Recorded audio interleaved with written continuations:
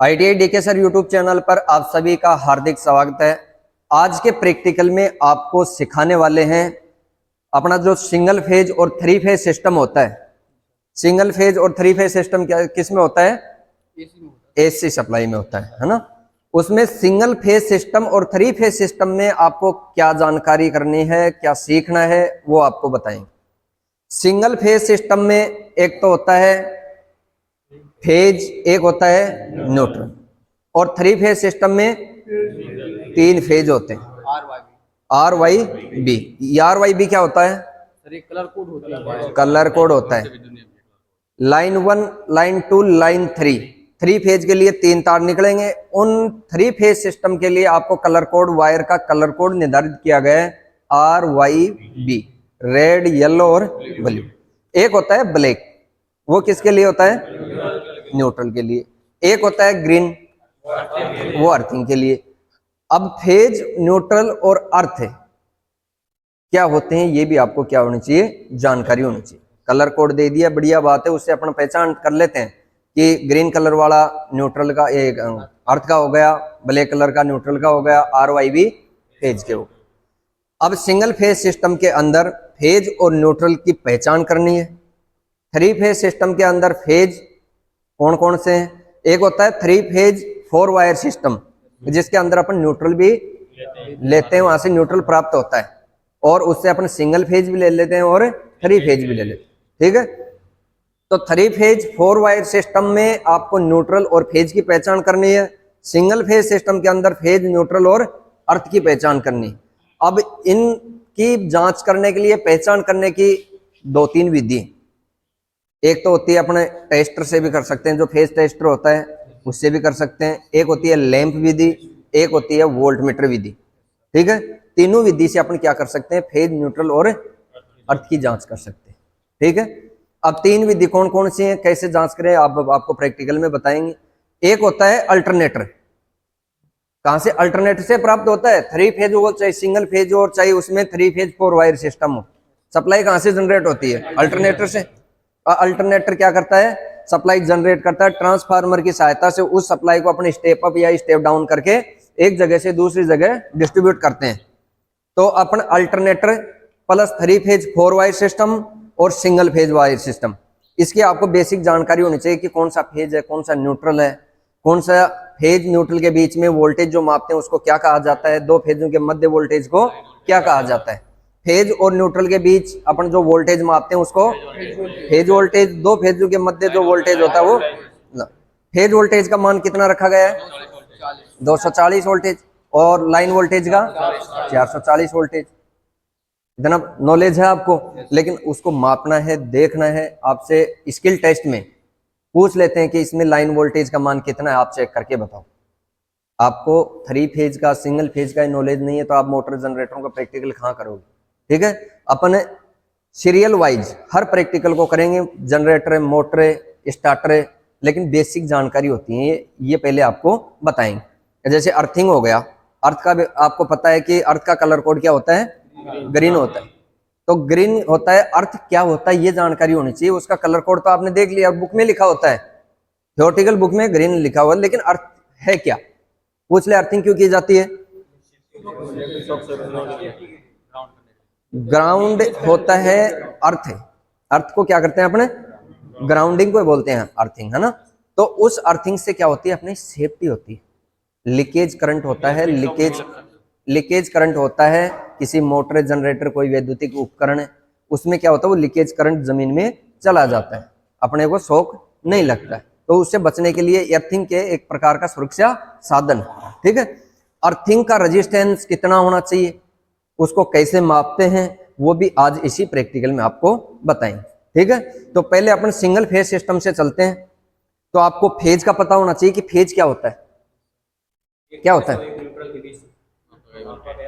नहीं, phase only phase, वो तो हो गया फेज वोल्टेज है।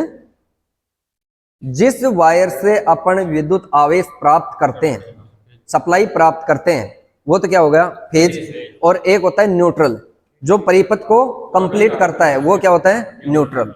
और विद्युत इलेक्ट्रिक शॉक से बचने के लिए अपने एक सुरक्षा साधन अपनाते हैं, उसका नाम है अर्थिंग। ठीक है, इन तीनों के बारे में अपन बात करेंगे। सिंगल फेज में 3 फेज और सिंगल फेज दोनों सिस्टम होता है, तो दोनों की अपने चर्चा करेंगे।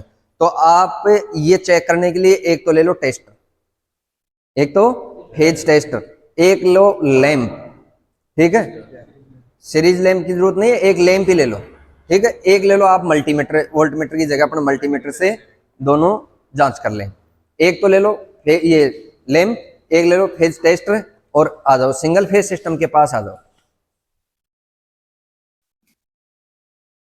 अब अपन बात करेंगे सिंगल फेज सिस्टम वाली। आपके पास फेज, न्यूट्रल और अर्थ कहाँ लगता है? सॉकेट के अंदर। ये कौन सा सॉकेट है? 5 पिन सॉकेट। इसकी रेटिंग क्या होती है? 6। और पावर सॉकेट की 16 एम्पियर। 6 एम्पियर का ये है सॉकेट, तो 6 एम्पियर का क्या होगा? और पावर वाला। अब इसमें न्यूट्रल और ये अर्थ और फेज तीनों की पिन हो गई। ये 2 पिन हो सकती है फेज हो सकता है, ये 2 पिन न्यूट्रल हो सकता है। रूल्स के अकॉर्डिंग इसमें कौन सा होना चाहिए फेज का? Right side. कौन सा है राइट इसका? ये स्विच के पास नहीं है। ये आप कहां से देख रहे हो? आप किस दिशा में खड़े हो? अब मेरी तरफ से राइट हो गया ये, और आपकी तरफ से हो गया इधर वाला, तो ये फेज का होना चाहिए और ये न्यूट्रल होना चाहिए। लेकिन क्या करते हैं कई इलेक्ट्रीशियन स्विच के नजदीक ही लगा देते हैं, ठीक है, तो वो रूल्स के अकॉर्डिंग गलत है, लेकिन वो काम तो करेगा, वैसे कोई दिक्कत नहीं, ठीक है। अब इसमें देखते हैं इसमें फेज कौन सा है, न्यूट्रल कौन सा है, ये प्रैक्टिकल में पूछा जाता है। तो अब एक तो विधि अपनी टेस्टर वाली, टेस्टर को पकड़ना और टेस्टर को लगाओगे, जिसमें टेस्टर जल जाएगा वो क्या होगा? फेज होगा। इसमें नहीं जल रहा, लाइट में सही से देखो, लगाओ। एक लैंप लेके आओ, मैं चेक कर लेता हूँ।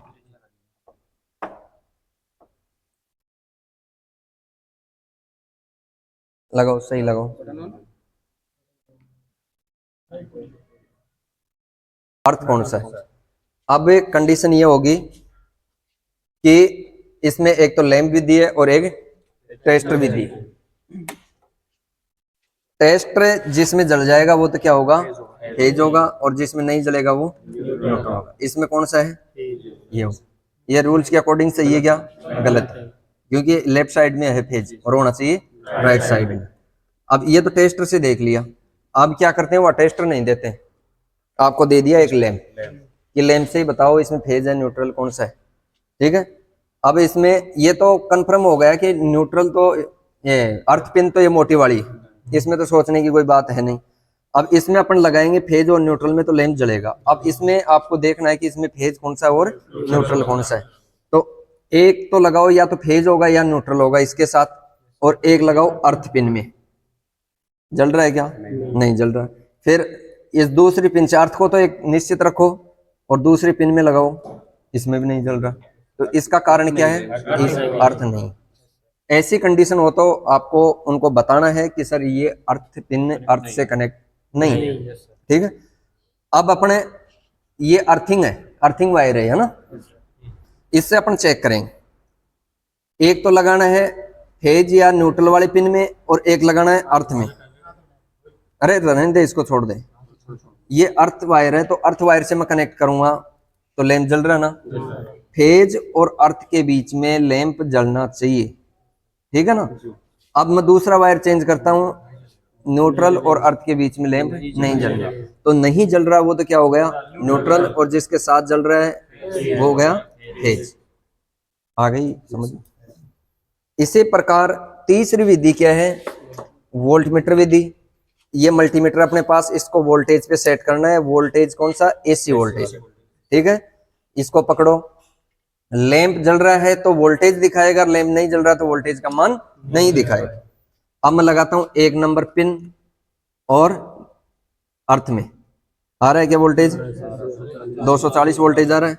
अब मैं अर्थ को तो एक जगह रखूंगा और दूसरी पिन में लगाऊंगा, तो क्या वोल्टेज आ रहा है? हाँ, ये तो कोई लीकेज आता है, उसमें कोई फर्क नहीं पड़ता ना। तो अपन मानते हैं ना कि सप्लाई में 1050वां भाग लीकेज हो सकता है, उसमें कोई दिक्कत नहीं है ना। तो ये इसमें वोल्टेज नहीं दिखा रहा है, तो ये हो गया न्यूट्रल, ये हो गया। अब ये अपने पास 5 पिन, फेज के साथ तो वोल्टेज आ गया ना। हाँ, फेज और, हाँ फेज और न्यूट्रल के साथ तो आए आएगा वोल्टेज, ये आ गया 37। ठीक है, ये तो 5% घटता बढ़ता रहता है ना। हाँ, तो वोल्टमीटर भी दी होगी, टेस्ट लैम्प भी दी हो, टेस्ट लैम्प भी दी होगी और टेस्टर भी दी होगी। 3 विधि से आप कर सकते हो फेज, न्यूट्रल और अर्थ का। एक प्रैक्टिकल क्लियर हो गया। अब मान लो कि अपन ने यहाँ अर्थ से कनेक्ट कर लिया, अब लगाओ ये सॉकेट, मान लो पहले ऑलरेडी अर्थ से लगा हुआ है, अब लगाओ उसको। ये जो 5 पिन सॉकेट है इसको अर्थिंग से हमने कनेक्ट कर दिया। ठीक है, फेज और न्यूट्रल में लगाओ, उसके बाद में अपन तीनों विधि यहाँ अपनाएंगे। ठीक है, ये तो साइड में प्रैक्टिकल के लिए मान लो आपको बता दिया। अगर अर्थ कनेक्ट नहीं है तो ये कंडीशन है, और अर्थ कनेक्टेड रहेगा तो ये दूसरी कंडीशन रहेगी। तो जी अगर जैसे मालूम चल गया 440 वोल्ट आ रहा है, हाँ अगर नहीं मालूम है 440 वोल्ट आ रहा है, हमको वोल्ट मीटर दे दिए हाँ हाँ, और वो बोले चेक करो, तो नहीं मल्टीमीटर दिया जाता है, तो मल्टीमीटर में 250, 300, 500, 1000 रेंज होती है, उस हिसाब से आपको करना है। तो आप सिंगल फेज माप रहे हो तो 500 पे कर लो, वो तो जितना वोल्टेज रहेगा। 3 फेज माप रहे हो तो आपको 250 पे नहीं करना, उसको बढ़ा देना रेंज को। देखिए 3 फेज की रेंज कितनी होती है 440, तो उसको 500 पे सेट करो। ठीक है, वोल्टेज जितना माप रहे हो उससे ज्यादा पे करना है। ठीक है, और वोल्ट मीटर, वैसे वोल्ट मीटर लो तो वो 500 या 300 की रेंज का आता है, तो 500 की 3 फेज के लिए, और सिंगल फेज के लिए भी आप 500 काम में ले सकते हैं। नहीं, सिंगल ओनली सिंगल के लिए आप 300 वोल्ट का काम में ले लो, तो वो तो वोल्ट मीटर जो जितना वोल्टेज माप रहे हो। ये बात तो मैं आपको बता रहा था कि सिंगल फेज सप्लाई का मान 240, 230 ये रहता है, और 3 फेज वाला 440, तो 300 और 500 की रेंज का आपको वोल्ट मीटर है वो निर्धारित करना। ठीक है, मल्टीमीटर में थोड़ा ये ध्यान रखना कि एसी डीसी वोल्टेज का होता है, तो उसमें एसी मापो तो एसी पे सेट करना है, डीसी पर मापो तो डीसी। ये मल्टीमीटर का भी अपन सप्लाई का सारा मैं आपको बताऊंगा कि कौन सा डीसी का कितनी रेंज है। अभी ये तो ऑटोमेटिक है, इसमें 1000 वोल्ट तक की अपन सप्लाई माप सकते हैं। इसको तो आप एसी और डीसी पे दो पर भी सेट करना है। ठीक है, इस पे कोई रेंज नहीं लिखी हुई है, तो और मीटर होते हैं, जैसे दूसरा एक मल्टीमीटर है वहां देखो, लेके आओ।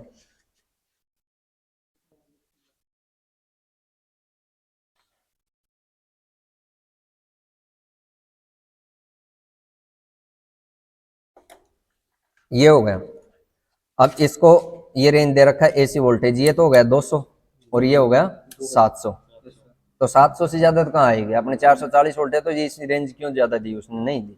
तो आपको मान लो कि सिंगल फेज सप्लाई से भी कम मापना है, 200 की रेंज तक का मान लीजिए, 200 से नीचे मापना है तो 200 पे करो, और 3 फेज और सिंगल फेज का मापना तो 700 करो। ऐसे इस पर क्या होती है, इसकी रेटिंग आती है। ठीक है, तो वो तो मल्टीमीटर देख लेना, रेटिंग वाला है तो ठीक है, नहीं वो अपने आप एडजस्ट कर लेगा, उसमें जो डिस्प्ले रेटिंग नहीं लिखा होता। ठीक है, अब बात करेंगे, लगा दिया ना अपना।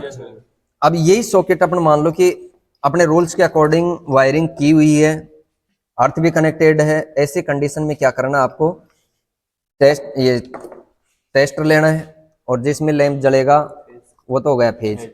अब ये रूल्स के अकॉर्डिंग सही है ना, इसमें राइट साइड में जल रहा है, टेस्टर से हो गया टेस्टिंग, इसमें तो कोई ज्यादा सा सिस्टम नहीं है, लगाओ और उसमें जल गया वो फेज, और दूसरा न्यूट्रल।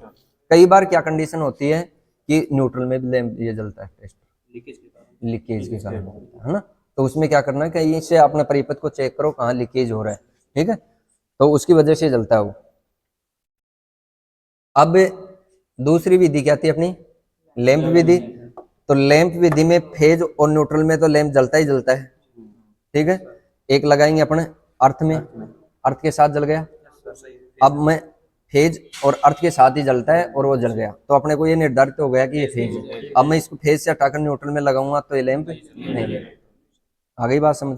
तो इसमें ये कंफर्म हो गया कि आपको टेस्ट लैंप नहीं दिया गया, ये टेस्टर नहीं दिया गया, तो आप लैंप से भी कर सकते हैं। ये न्यूट्रल हो गया, ये फेज है। ठीक है, वोल्ट मीटर की बात करें अपन, तो वोल्ट मीटर को करना है आपको वोल्टेज पे सेट, एसी वोल्टेज पर, और आपको पहले तो फेज और न्यूट्रल में लगाना है। ठीक है, 236। अब आपको एक तो मान लो कि एक निर्धारित कर लेना, एक न्यूट्रल में लगाना है, तो 2-3 वोल्टेज आ रहा है लीकेज, और दूसरा लगाएंगे अपन फेज और अर्थ के बीच में, तो इसमें वोल्टेज कितना आ गया, 249। ठीक है, अब ये निर्धारित हो गया कि अपन अर्थ में तो एक फिक्स था और इसका पता भी है ये अर्थ ही, और दूसरा क्या हो गया, फेज जिसके साथ वोल्टेज का मान दर्शा रहा है वो तो हो गया फेज, और जिसमें वोल्टेज का मान नहीं दर्शा रहा हो गया। आगे बात समझ। ये हो गया सिंगल फेज का मैटर। ठीक है, अपन करेंगे अब थ्री फेज का मैटर। ठीक, किसमें परिपथ में इतना लीकेज होता है ना? हाँ, इतना लीकेज हो जाता है, कितना ही अपन करें, क्योंकि फेज और न्यूट्रल के बीच में परिपथ पूरा होता है ना, तो इतना तो लीकेज जाता ही जाता है ना, क्योंकि रिवाइज होता है आवेश, है ना, वो आई सर्किट पूरा बनता है। सर न्यूट्रल है जैसे ये वाला, तो इसमें मतलब किसी को भी लगा सकते हैं दोनों पिन में से, या इसका फिक्स